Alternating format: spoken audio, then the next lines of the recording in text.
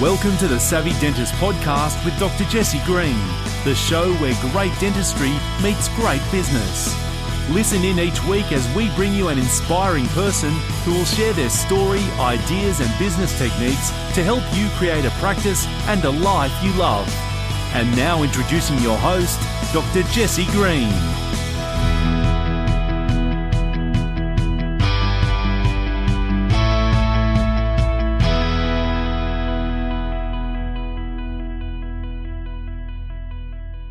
Hi everyone, welcome back to SavvyDentist.com and to the Savvy Dentist Podcast. It is great to have you here as always. Now my guest today is someone whose work I've really admired for a long period of time. David Allen is the world's leading thinker when it comes to productivity. Many of you will have heard of David Allen, but if you've not yet come across David Allen, then today is your lucky day because he is one of the world's leading authorities, if not the world's leading authority when it comes to productivity. David has been working for 35 years as a management consultant, an executive coach, and he's earned worldwide recognition in that field. He's got a best-selling book called Getting Things Done, The Art of Stress-Free Productivity, and that book has literally sold millions of copies around the world. It's been published in 30 languages, and the GTD methodology, which is a bit of a tongue twister, GTD methodology, has been a global phenomenon as well, and it's been taught by training companies in more than 90-odd countries. Now, David and his company and his partners are really dedicated to helping people stay relaxed and productive in our really fast-paced world. So if you want to find out more about David, then I'm going to suggest you head across to gettingthingsdone.com. You can find him on Twitter, and his Twitter handle is GTDGuy on Twitter, and you can find him on YouTube as well. So heaps of resources there. You could literally spend the rest of your life watching YouTube videos on David and his work. There is so much there. Now, our conversation is a really wide-ranging conversation, and it was a really interesting conversation from my end because, as always, I prepare for conversations, but this went in some directions that I didn't really anticipate. So we explored a lot about why people find it hard to be productive. We touched on the topic of really ambient anxiety, and I think this is a really important concept to understand. It's about why there's this baseline level of stress and what to do about it, and why that baseline level of stress is kind of ratcheting up in people's lives. We spoke about the process of productivity. Of course, we touched on that. But most importantly, we touched on the psychology of why people get things done, how they get things done, and why some people struggle with that as well. And there's some really useful practical tips in here. So there's lots of pearls of wisdom, nuggets of gold, whatever you want to call it, gems, whatever metaphor we're going to use here. There's tons of really practical and actionable information here. So as always, do have a pen and paper handy, and I promise you'll get a ton out of this. So I hope you enjoyed this conversation as much as I enjoyed having it. So here's David Allen. David Allen, thank you so much for taking the time to come and hang out with us on the Savvy Dentist Podcast. It's an absolute thrill and treat for me to have you on the show. I've been a fan of your work for many years, so thank you for taking the time. Thanks for the invitation, Jesse. Glad to be here. Well, David, I've got so many things I want to ask you, actually. I've got a million questions, and I've done lots of reading, lots of listening in preparation for today. And I had this really good introduction ready to go. I was going to ask David this first question off the bat, but then I got a phone call from a friend of mine, Kathy, today. And Kathy runs a business not dissimilar to my own, but in a different niche. And we're just talking about post-coronavirus. I don't want to say post-coronavirus too prematurely, but in Australia, we're kind of coming through things a bit. But I asked her how she was, and she said, "You know what, Jesse, it's really interesting. My business has recovered. My bank account's looking good. And yet I've got this ambient level of stress, this background noise in my life, and that is higher than it's ever been before. And I'm just not loving it like I felt like I should, given all the work I've done." And I wanted to just, start with that conversation, David, because do you think that that's a common thing, or is that just a post-COVID thing, or is it part of the modern world that we're living in, that there seems to be a ratcheting up of stress levels? Yes. Very succinct. Yes. I used to say that my work, what it does is handle overwhelm. And that's actually not so true, because if you were truly overwhelmed, you'd handle it. Your ship is sinking. You're going to fix it. The building's on fire. You're going to get out of there. So the real overwhelm, in a sense of being overwhelmed, there's usually, whether it's the best solution or not, people find a solution to that. The real problem is what I've identified even before the pandemic was ambient anxiety. That weird, strange sense that there's more stuff going on that you're not in control of, and it might come and bite you at any point, but you don't know what it is or where it comes from, but oh my God. So all the pandemic did was just magnify that. So it didn't change anything in that way. It's the same issues anybody's ever had, called what's got your attention. Look, by the way, look out your window. The world is fine. It's not overwhelmed. It's not even an ambient anxiety. It's doing fine. The anxiety is not from the world. It's how we're engaged with our world. And so that's what I uncovered over all these years was the best practices about how do you engage with your world so that it is not a distraction and allows you to be more present with whatever you're doing. It's a really interesting thing. And we were talking just before we started the recording that I came across your work years ago, a decade more ago, read your book, and it seems to me the work that you do and have been doing for so long is as relevant now as it ever has been, perhaps even more so. So why is it that some of us struggle to engage with the world, with our world, in a way that is supportive of what we're trying to achieve? And why is it we seem to get this wrong? It doesn't seem like an overly complex idea, and yet we don't manage it quite so easily. Most people have a very suboptimal habit of keeping their world in their head. And your head is just a really crappy office. As a matter of fact, I discovered this 35 years ago when I began to uncover these best practices. But now, the last 10 years, the cognitive scientists have basically validated the number of things you can actually hold in your head to remember, remind, manage relationships between them, and prioritize them is 4. As soon as you try to manage more than 4 things in your head, you're going to suboptimize your cognitive abilities. You're not going to be able to take a test as well. You're not going to be able to do your dentistry as well. You're not going to be able to cook spaghetti as well. You're not going to be able to do anything as well because your brain, your cognitive real estate is going to start to be taken up by spin that has no sense of past or future. And you're as likely to be waked up at 3:00 in the morning by I need cat food or I need a vice president.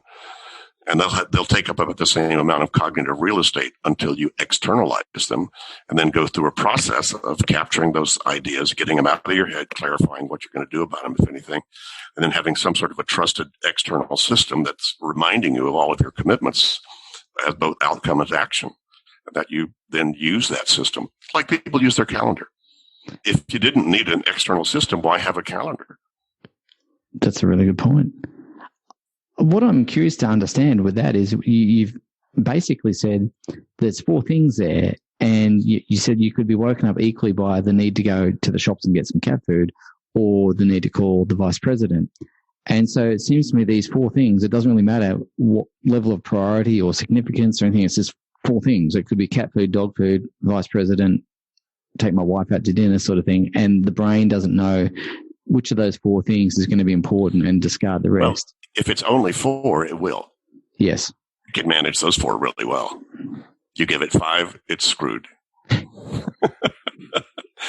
Which may be a little exaggeration, but it to some degree. So back to your initial question, that's the problem is most people were not born with you weren't born knowing how to cook spaghetti or do dentistry or speak Italian or how to raise a kid, right? So those are things that have to be learned. So there's a learning process about learning then how do I manage my commitments at these multiple levels that people have them and they make them. People have a lot more of a complex life than they usually realize. And so, a lot of what I've done over these years is discover how do we externalize all of those commitments, the things that have people's attention. And then what's the process what's the Vitamix you need to put those things through, essentially, to then feel comfortable at the end of the day that not only about what you're doing, but also about what you're not doing. But you can only feel comfortable about what you're not doing when you know what those are. So your friend, Kathy is her name. Well, maybe we shouldn't say her name, but it's okay. We're not mentioning names. She's got a whole bunch of stuff uncaptured that are pulling on her attention. She can't consciously, see the map of what they all are. If she did, she may still not feel really comfortable. She may go, oh my God, look at how much I've committed to. Oh my God, no wonder I'm feeling burnt out. Yeah, but at least then she's going to now have a path forward in terms of how to get on top of that game. But most people are trying to set priorities, and some people shouldn't set goals. They need to go clean their bathroom because they can't give appropriate attention to the higher horizon kinds of things that a lot of people think are the priorities. But see, my methodology I uncovered starts with where you are, not with where you should be. If I ask anybody listening to this right now to write down the top 10 things that have your attention, very few people are going to write down fulfill destiny as a human spirit on the planet. They're going to write down babysitter. Oh my God. Assistant that just quit. Oh, geez, this new equipment. What am I going to do about it? How am I going to learn how to run this machine that now automatically, I had my whole mouth redone, about 15 years ago. My dentist is a top of the line guy around the world about that kind of stuff. His equipment is just amazing. Yeah. So what they can do with that stuff, I don't know, Anyway, so there's a lot of stuff going on out there, and being able to catalog that, categorize that, and build some external maps so you can take a look at it and say that, not that right now. And that's really a lot of what this methodology is really about. And that's why it seems so simple, because if you ever kept a list and felt better about it, you're confused and overwhelmed. You sat down, made a list, and felt better. You felt more in control, more focused, more stable in terms of what you were doing, more able to focus on what you needed to do. And so if you reverse engineered how that happened, you'd never keep anything in your head the rest of your life. And I don't. It's really interesting, David, that there's a couple of really good threads of conversation I'd like to explore, because thank you. As an interviewer, one of the things I love is a good segue, and you've given me a couple. So thank you.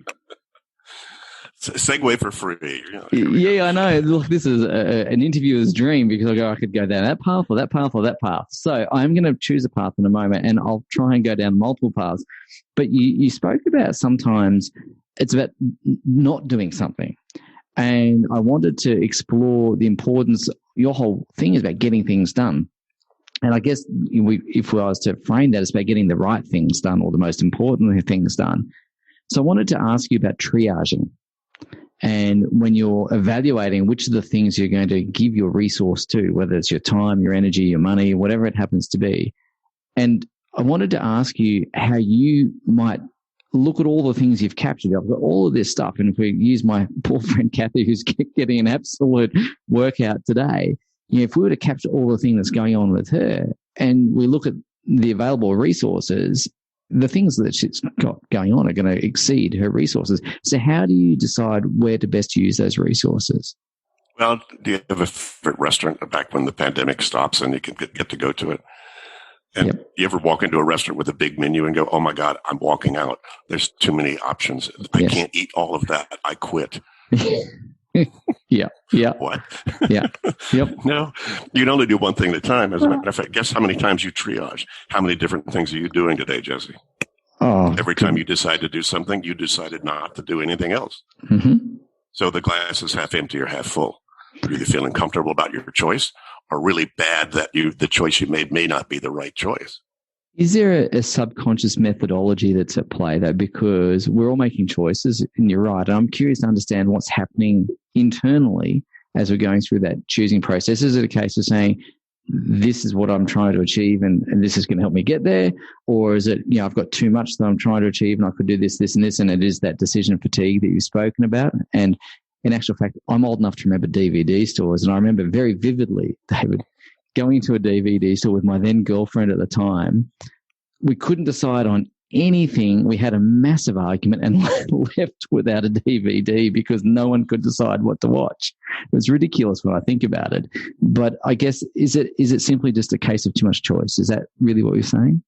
Yeah, well, that's one. It's the overwhelm of infinite opportunity. See, when you're in a real crisis, in a way, it makes it easier to move into your zone because you just limit all your options. Yes. But if you're not in a real crisis, meaning your building's not on fire and the world is somewhat quiet, then the demons at all the gate come rushing through. You could do this, but Jesse, you could do this too. Oh my God. Well, you ought to look into this. Have you thought about that? And here's another thing. It's the stress of opportunity. And the fear of missing out. That to a large degree is what's creating the ambient anxiety out there. How many of these possible things that have my attention and which one should I work on? And a lot of that, we titled the book, I have, 20 years ago when the first edition was written and published, I have about 400 used titles I'll sell you real cheap. I'm trying to figure out what to call this thing. But it turned out that back then in the late 90s, and 2000, that was when it was a fast track professional that we knew this was going to be targeted toward. And they like to get things done in their and they'll get things done kind of world. And they were the people being hit first off as a population of people by the tsunami of email and fast change in organizations and flattened organizations and all that stuff.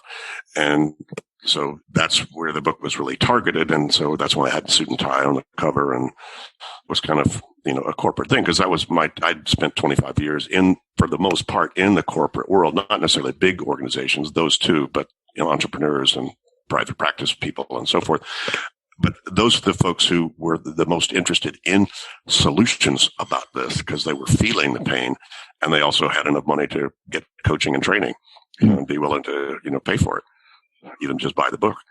So that's how that was positioned to begin with. And in a sense, getting things done is a whole lot easier to do if you're doing this practice. Because you need to define, how do you get things done? Well, you have to decide what done means and what doing looks like. And most people actually haven't done that. If anybody listening to this, just pull out your to-do list and I'll show you a whole bunch of an incomplete list of still unclear stuff.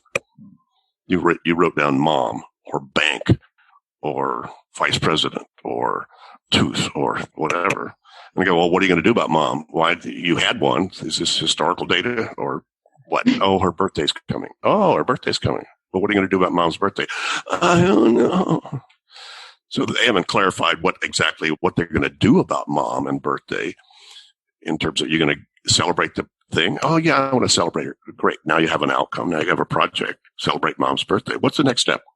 Oh, God, I don't know. Should I call my sister? Should I surf the web? Right. So there's still decisions people still haven't made about most of the things that they've had their attention, even if they were good enough to do step one, which is to write it down and to have some sort of a list. Yay, that puts you ahead of the planet to begin with. But that's still, those to-do lists can create as much stress as they relieve because you're still looking at unclear stuff and you haven't finished your thinking about mom or the bank or what you're going to do about the new equipment or whatever. So you need to finish your thinking in order to appropriately engage with it. So ambient anxiety is the issue. The solution is appropriate engagement with all of that. That has the pressure on you. Appropriate engagement doesn't mean you finish it. It means you need to look at it, decide what it means, decide what you're going to do about it, if anything, and then park the results of that in some sort of an external map that you can then review and assess on a regular basis, like you do your calendar. Well, so it's really interesting, David, because I heard you once describe productivity as zeros and ones, outcomes and actions, and getting clear about that. And it seems to me, the clarity around the outcome or definition of done is obviously the most important first step. Not necessarily. Not necessarily. Okay. Well, help me understand that. I have spent thousands of hours, literally. Malcolm Gladwell talks about 10,000 hours to sort of build expertise. I've got about 50,000 hours, literally one-on-one desk side since 1983 or 82 with some of the busiest and best and brightest people on the planet, walking them through this process. And many of them have trouble with what the outcome is, but we get the next action on something, and then they can then back up and do it. Because deciding the action on something actually uses a different part of your brain than deciding the outcome. And I wondered why over all these years it was difficult for people to do both, almost simultaneously, because they actually then discovered they use two different parts of your brain. There's the vision part of your brain, whichever part you want to call that, and then there's the implementation part of the brain. So, and those are two different parts. And you actually need to train yourself. It's a cognitive muscle to train yourself. Mom, birthday. Okay. Final outcome. Celebrate mom's birthday in a successful, fun way. Fabulous. What's the next step? Oh, Jesus. You know how to call my sister and see what we ought to do about it. Great. Now, if you can train yourself to do both of those thinking, doesn't matter which one comes first. Well, I've discovered over all these years, deciding the next action on mom, bank, tooth, equipment, vice president, or whatever, go ahead and make that decision. And then you may then discover, okay, if that one action won't finish whatever this is, finish what? And now you've got sort of the impetus to build a project list. Here's a list of outcomes that I'm trying to complete. Get tires in my car, have a great vacation, get my home office set up now with the pandemic going on to cruise control. Make sure my kids are set up appropriately in terms of their schooling for the next 6 months. Those are outcome. That's outcome thinking. those aren't next actions, but they're the things that will drive the actions you need to take. But you could do either one. Maybe you have the outcome first, great, but you still need an action to appropriately engage with it. Sure. Do you ever find, David, that action without the outcome, without that context of the outcome, is that ever difficult? Because maybe it's just the way my brain kind of wires and fires. But for me, action without that context, I find a bit tricky. Is that a normal thing, or is that just? Well, there's a saying. I won't do it justice. There's a saying they found on an old church in the UK, from back in medieval times or whatever, that says, "A vision by itself is a dream. An action by itself is drudgery. A vision and a task is a hope of the world." So you only have actions because there's some part of you that wants to accomplish something. Yeah. We need to eat dinner tonight, so I need to go get some food. Great. So there is some sort of an outcome. There is some driver that's driving the fact you even came up with that action to begin with. But then in a consulting, there's the 5 whys. Why do you want cat food? Well, I have a cat. Well, why do you need cat food for your cat? Well, my cat gets hungry. Well, why do you want to feed your cat? Because my cat will like me then. Well, why do you want your cat to like you? Because I love my cat and I love her around it. And well, why do you want a cat around? Well, because it kind of opens my heart when I walk in and I see them and they love me no matter what. Well, not necessarily a cat, but a dog for sure. Yeah. And why do you want to have love? And when you walk in your door, well, I'll be a better person. I'll be nicer to my kids. Have more fun. Yeah, no kidding. Yeah. Why does that matter? Because I don't know. Yeah. Ultimately, you can do 5 whys on anything. Yeah. Why are you talking to me right now, Jesse? Why are you doing that? And why are you doing that? And why are you doing that? So all of those things raise up your horizon. And as you know, not only is there a series of things to do to get your horizontal life under control, all the different things you need to manage during a 24-hour period. That's cat food, vice president, the thing, eat dinner, spend time with your family, whatever those things are. Across one day, you got a lot of stuff. And to keep that kind of under control and stable, that's why you capture, clarify, organize, and reflect so that you're engaging appropriately minute to minute, hour by hour into what you need to be doing across that whole spectrum. But then why do you have those things? Well, let's go back to then all the different levels of commitments that you have. See, the 5 stages, I love the analogy. It's not so much an analogy, it's a real example of you come home and your kitchen is out of control. Ever had your kitchen or cooking area out of control? Well, what'd you do? Well, call a restaurant or call out for food or drink, or, whatever. Or basically what you probably did was look around and go, what's off here? Yes. There's something off. This is not the way the kitchen ought to be, because given the dinner I want to cook later or the guest I have coming over for dinner or whatever. And so what do? Well, you notice what's off. That's the capture step. What's got my attention here? Yes. A lot of stuff in your kitchen doesn't have your attention because they are the way that they need to be. But a lot of the stuff that isn't, that's what you need to notice. Then what do you do about it? You decide what that is. Oh, that's a spice. Oh, that's a dirty dish. Oh, that's that's good food. Oh, that's bad food. So you then clarify the nature of those things that had your attention. Then what'd you do? You organize those things based upon what they were. Spices go here. Dirty dishes go in there. Good food goes back in the fridge, etc. You then organize based upon the clarification that you did with the things that had your attention. And then what'd you do? You reflected. You stepped back and looked at this whole scene, looked at the whole thing, looked at your watch. They're coming over in an hour.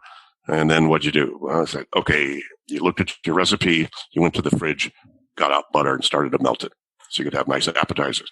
Well, I'm sorry. That's how you get your kitchen under control. It's how you get anything under control is you capture, clarify, organize, reflect so that when you engage, you're engaging from a sense of stability, a sense of control, not control like control the weather or your kids. Good luck. I'm talking about having something under control, like your desk or your car or a meeting or your head. So that's how you get things under control. But then you say, well, why are you having somebody over for dinner? That's a good question. It could be just because your life partner invited them and you just tolerating it, right? It's just a simple action step that, okay, well, why are you tolerating your life partner? Well, because yada, yada, yada. So there's all those kinds of reasons. It could be you invited somebody over because, they've been going through a really tough time and you want to sort of minister to them as a good friend. Yeah, that's a pretty high level of purpose. That's up at Horizon 5. So we have these, I couldn't get it any simpler than this. There's 6 horizons that drive us, whether we're aware of them or not. And those are what you would need to ultimately go to decide why do you have these things on your list. You know, and if you were saying ultimately back to your question about how do you triage, you say, well, which one's what's off purpose? What's not moving you toward the vision that you might have in terms of life and career and work? And by the way, what's off of the objectives and goals you need to accomplish over the next year or two in order to make your vision happen? What's off in terms of the things you need to manage to maintain a healthy and balanced life? Your finances, your health, your relationships, your fun factor, I don't know, your computer, you know, whatever all that is. And then, so couldn't get it any simpler than purpose, down to vision, down to objectives and goals, down to areas of focus and responsibility, just to maintain the engine and the balance of everything so you can get where you want to go. And then there's all the projects you have about any of those things. And then you have all the actions you need to about any of the moving parts. Most people have between 150 and 200 next actions. Most people have between 30 and 100 projects. That's a typical inventory that most people have. And don't shoot the messenger. No, absolutely. And it's really interesting because if that's the case, you'd be really well aware, as I'm sure I am too, that people seem to have this, I'm so busy. You know, if you ask, how are you today? Oh, I'm so busy. I'm so busy. And this kind of goes back to what we spoke about. Do you think if we've got all these projects and all these actions and so on and so forth, do we have an addiction to busyness? Is it like this badge of honor where we kind of go, you know what, I'm more busy than you and therefore I'm working harder, I'm more virtuous, I'm more whatever? Sure. Well, it kind of depends on your culture. I mean, a lot of the different cultures and religions, you know, I grew up in the U.S. where the whole U.S. built into this idea they call the Protestant ethic. Not that everybody's Protestant or Puritan, but the fact is that got secularized. Because if you're not feeling slightly guilty about how much harder you should be working than you are, you're going to hell. You could probably find a lot of cultures that might have that built into it. So, yeah, I think there's probably inbuilt into the DNA of a lot of people that feel really uncomfortable doing nothing. I get the cultural norms, but putting those norms aside, why is it that we sometimes struggle to just do nothing? And is there anything wrong with doing? You really can't do nothing. What you can do is stop doing the busy stuff so that then what you're doing is more inner reflective stuff. Yes. If you're conscious, you can't stop. You can't do nothing. Right? You're doing something. Even if you say, I'm going to sit here and do nothing, well, that's what you're doing. You're trying to be mindful and look where your mind goes and focus on your breathing so you stay present. Oh, that's good stuff. I just learned how to do that 40 years ago when I got a black belt in karate. Focus on your breathing, so in case the people jump you in a dark alley, you're present and not distracted. So that's been around for a long time in terms of stuff to do. So you can't do nothing, but stopping the pace so that you feel comfortable holding back the demon called busy, busy, busy, busy, busy. See, there's an old saying that you can't get enough of what you don't really need. Yeah. Wow. Okay. And so you can. A lot of people think they need to work harder to get rid of the ambient anxiety, but that's not, working harder is not what you really need. And so you can never work hard enough. Speed up by slowing down. There's a couple of things I'd like to just explore there because the never work hard enough concept I'll come back to, but I want to come back to creativity because your subject matter expert is productivity, creativity is a really important part of running a business as well. And what I'm hearing you say, if I've got it correct, is that when we can master the things that need to be done and we can prioritize and we can go through those horizons, and of course we can go through the steps you spoke about, is that when we get to the point of just releasing enough of that busyness monster, getting that out of the way so that we can be creative? Is that really the space where that lives? Yeah, indeed. Well, I think people are creative no matter what. A lot of people get creative when their life just totally falls apart because they have to. Yes. But the busyness is a stifler of creativity. Is that what you think? Yeah, it can be. Now, the serendipity of creativity can show up anywhere, anytime. The muse is quite fickle. She can come in the strangest places and times and give you some great ideas. A lot of people lose those good ideas, though, because they don't have a good system for capturing them. And the muse is quite fickle. She'll come in and go right out. Go, what was that thought I had? What was that thing? So a lot of creativity gets facilitated if you have an ability to capture the things that might then be creative. You don't know yet. I don't know yet what this thought that I had, what I'm going to do with it, or whether it might turn into a good poem or a good business strategy? I don't know yet. So that's why I overcapture, and I suggest people overwrite ideas, things, whatever. And oftentimes creativity will come out of that. I know, and maybe I'm different. I've written a lot of stuff, and I don't have it right before I start writing. I start writing, and that triggers the thinking process. I'm sure you discovered the same thing. Like once you get engaged with it, it starts to create, starts to spin those creative engines. And that just happens. If you're waiting to be creative before you do anything, you'll never do anything. You'll never do anything you call creative. By the way, I think was it Picasso? One of the famous artists said basically, inspiration is for amateurs. Right? The real creative people are quite disciplined, are quite rigorous in terms of what they do and how they approach it. And they would tell you they didn't wait for the creative thing to show up before they started to write or to play or to practice or to do whatever they were doing. It's interesting you say that. I heard someone else put a spin on that Picasso quote, which was, inspiration turns up at 9 o'clock when I sit at my desk every day. And I remember reading some of Stephen Pressfield's work around that as well. And very simply, it is just, as you say, having the discipline to engage with the process, and inspiration comes. But back to your point, having a clear space makes it a lot easier to both recognize something that might be creative, as well as to be able to then spin the process of where creativity may come from, as opposed to being distracted by the busyness of your life. Yeah. So the other segue you gave me, again, for which I'm very grateful, is you can't have too much of something you don't want or too much of something you don't need. And you spoke about the constancy of working harder and harder and harder. And it's really interesting because that trap of working harder and harder and harder is something that I encounter with the work I do every single day. I see the dentists that we work with just trying to extract more out of themselves, more out of the day, and they're working themselves to the bone and dare I say, to the detriment of their health and well-being.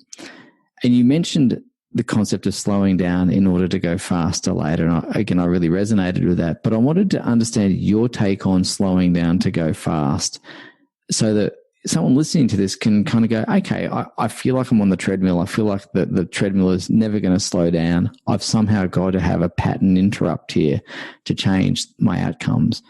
What does that mean for you to slow down, to speed up?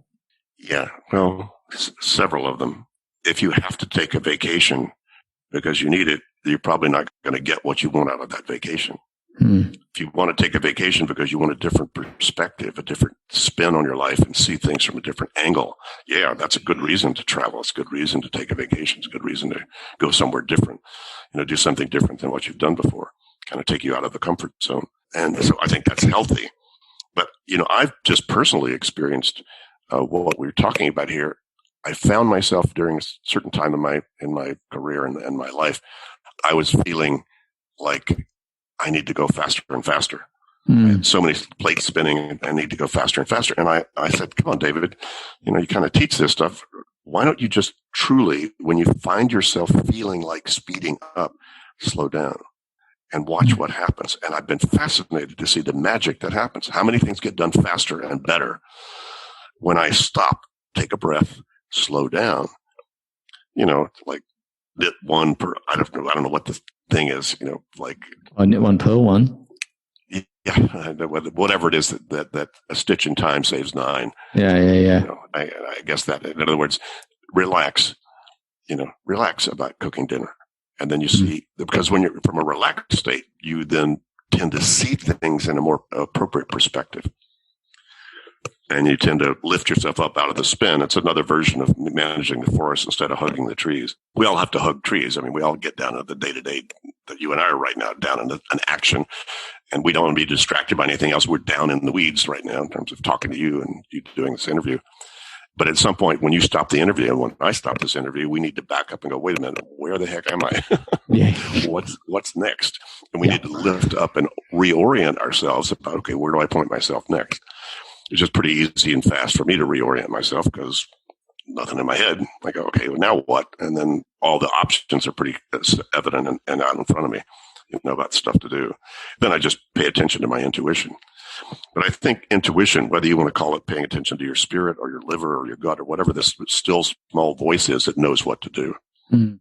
Come on, you don't need to go outside of yourself to manage your priorities and to know what really matters to you. You just need to get quiet so you can listen to that. See, meditation or any kind of reflective process like that is not about essentially the world being quiet. The universe is always on. It's for you. And all you do when you meditate or move into more reflective mode is you slow down that part of the world so you can listen to another part of the world. Mm. That other part of the world has gold to be mined. But you won't hear it if you're too busy. But there's something I'd like to just run past you, and this is actually in my preparation for talking today. It was not on my radar, but nonetheless, I'm happy to wade into the water and see where we end up. It could go really well, or it could go horribly wrong. We'll soon find out.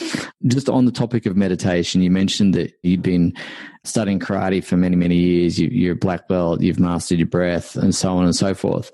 And though this is a conversation around productivity and getting things done, how important is it for you in your life to have those reflective moments? And of course, you discovered mindfulness 40 years ago. There'll be some people listening to this who'll be going, what's mindfulness? What does slowing down mean? I'm scooting from one thing to another. I'm picking the kids up. I'm going home. I'm cooking dinner. I'm doing this. And then I collapse in a heap in front of the television for 3 hours. And then I collapse into bed a bit later.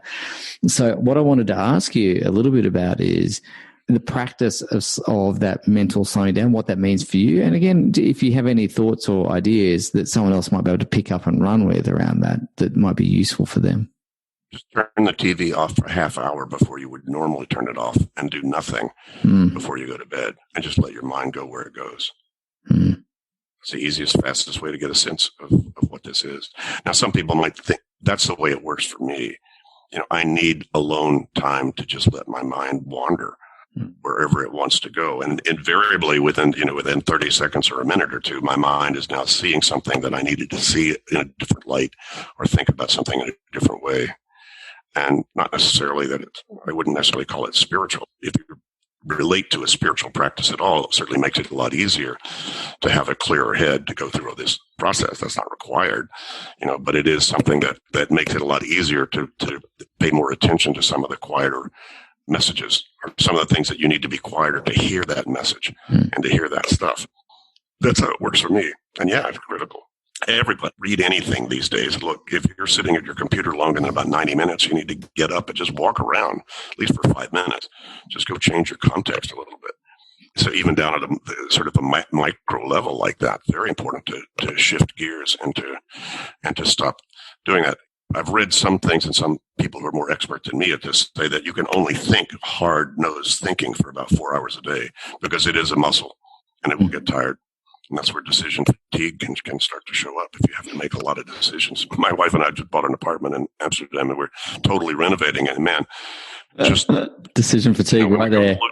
Looking at furniture, or looking at we're just wasted. Yeah. The decision fatigue is incredible. Yeah, what happens to have I don't care. Just anyone's by that stage, right? Do they work? Great.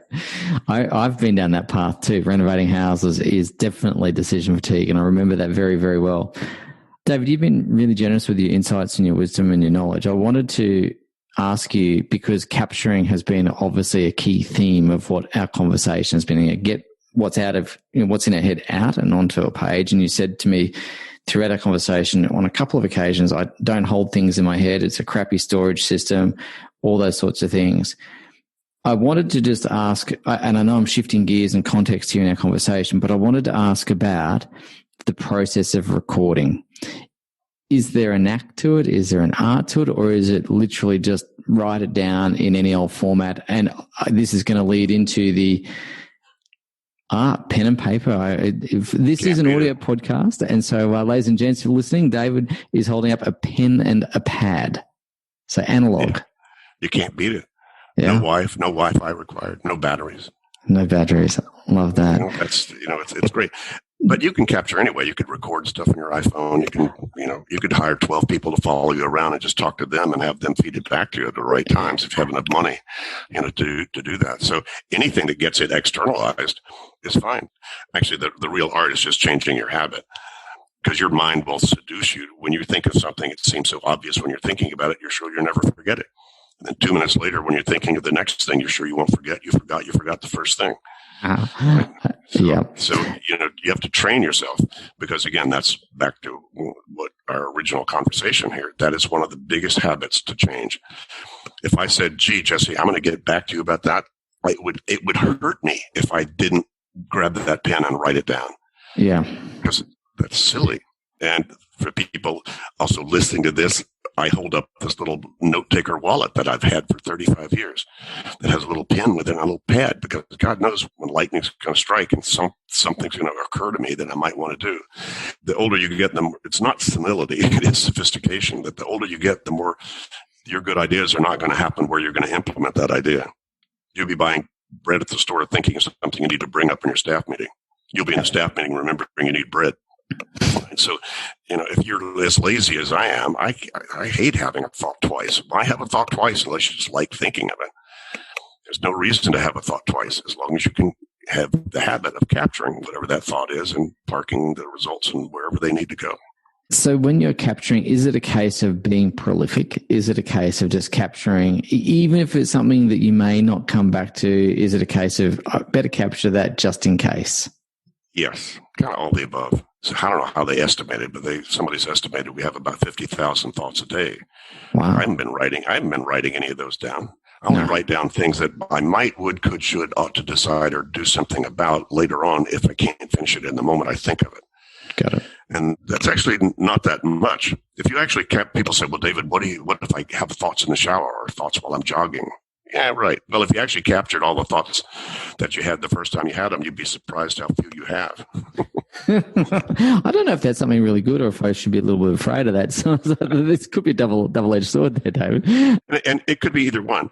If you journaling is very healthy psychologically, I think. I've journaled off and on for years. And sometimes it's just a nice way to kind of clear the deck internally. And I don't go back and read them again, but sometimes it's just having a free form writing is very healthy. I think it opens up some kind of pathways and closes up some kind of, you get closure on some things that it's kind of hard to do otherwise. So that's kind of on the one spectrum of capturing, called just free form, flow as the thinking happens. And the other end of that is just only write down stuff that you can't finish in the moment you think of it, you might need to decide or do something about. Yeah. But I would suggest if you err to too much, yeah, and then throw it away. I probably throw away 80% of my notes. I just don't know which 80% those are when I'm taking them. Anybody who's ever taken notes in meetings, you don't do everything. You come back and you then have to decide which notes do I need to keep. What commitments did I or somebody else make I need to keep track of in that meeting. And then you need to then assess your notes. But the notes are not, a lot of people mistake, or they make the mistake of assuming that their to-do list is their organization, or that their capture list is an organization. It's not. Sometimes I think of something and it goes right to my calls list. Hey, that's a call I need to make. I just put it where it goes. Yeah, sometimes I'm just writing stuff down and I'm not sure if I'm going to make a call about it. Okay. I just wrote it down because somebody suggested something. I said, that's interesting. Let me look into that. They might recommend restaurants. They might recommend books. They might recommend movies, whatever. And sometimes I'm just writing this down because it might be something I might want to see. But then later on I go, don't have the bandwidth. Forget it. Yeah. David, as I said, you have been incredibly generous with your time today. And what I'd like to just wrap up our conversation with is the gospel according to David. I'm pretty sure there is a gospel in there somewhere. But what I did want to ask you is if we could leave our listeners with a couple of key thoughts to ruminate on, a couple of key ideas, capturing whether it's about that quiet space, whether it's about anything else we've covered, what would you say are one or two or three practices that would be really helpful for someone listening to this who says, you know what, I feel like Jesse's friend Kathy, my ambient anxiety is probably higher than it used to be. I'd like to reduce that somewhat. I'd like to get out of that feeling of busy, busy, busy. What would be one or two or three practices that would just be a useful teeing off point? Yeah, there are three that really come to mind that are kind of the core elements of getting more in control of your life and getting rid of the ambient anxiety. One is to capture as much as you can to begin with. To give yourself a half hour or even 2 hours. Most of the executives that I work with takes somewhere between 1 and 6 hours just to do the capture process, just to get everything out of their head. Wow. So take as much time as you're willing to give it and write it all down. Little, big, personal, professional, doesn't matter. It's not a commitment to do any of them. So what you want to do is just try to empty RAM in your head. Yep. And clear it up. And that's that, and then doing that on some consistent basis. And then building in a reflection process, like once a week. You just take at least an hour or two and look back at all the stuff that you've captured. Now, in order to feel, the third thing would be, of all the stuff you write down, deciding next actions on those that you're actually going to do something with. Yeah. Because that's still a thought process that will train you, and that'll be very, very valuable to you. So just capturing, deciding next actions, and building some sort of reflection process. Sort of hop off the monkey wheel, at least once a week for an hour or two. And take a look. And you don't need to just meditate. How about just take a couple of hours and look back at all your stuff? Look at the previous week you just spent. What OSs did you not capture? Look at the next couple of weeks and going, okay, that reminds me I ought to call. Yeah. So step back and reflect, even on just the operational part of your life. Most people don't even do that enough. And that's going to help a ton. And for people that embrace those 3 key steps or those 3 key habits, without wanting to sound like I'm in a hurry to get outcomes and relieve the ambient anxiety, typically what do people experience once they do those 3 things? Do the ambient anxiety come down quickly, or does it take a little while to... Way down. It'll go down just by just making a list to begin with. Yeah. Excellent. So, none of this is like running with scissors. I mean, anything, you do any of the things, if you just make a next action decision a little bit more than you would normally, a little more ahead of time, you'll feel more in control of your life. If you just step back and took 30 minutes and looked at your past calendar and your future calendar and capture all the stuff that triggers, you'll feel better and more in control. And certainly if you sit down and just empty what's got your attention on your head, should we adopt? Should we get divorced? Should I hire the vice president? Gee, I need Scotch tape. Gee, all that. All that. David, you have a black belt in karate, but you must be a million Dan on productivity, the Bruce Lee of productivity, if I can use that metaphor. So many useful, practical, and insightful ideas, thoughts, tips, more importantly, strategies that work on a day-to-day basis. It's been an absolute thrill and treat for me to be able to have a conversation with you today. As I said, I've been familiar with your work now for well over a decade, and so it's nice to have the opportunity to talk to you and to discover the man behind the book, the man behind the legend, and to get that insight. So thank you once again. I'm really, really grateful. My pleasure, Jesse. This was fun. Thank you, mate. Thank you for listening to the Savvy Dentist podcast with Dr. Jesse Green. For more free tools and resources, join the free Facebook group. Visit drjessegreen.com/Facebook. And for more episodes, visit drjessegreen.com/savvydentist.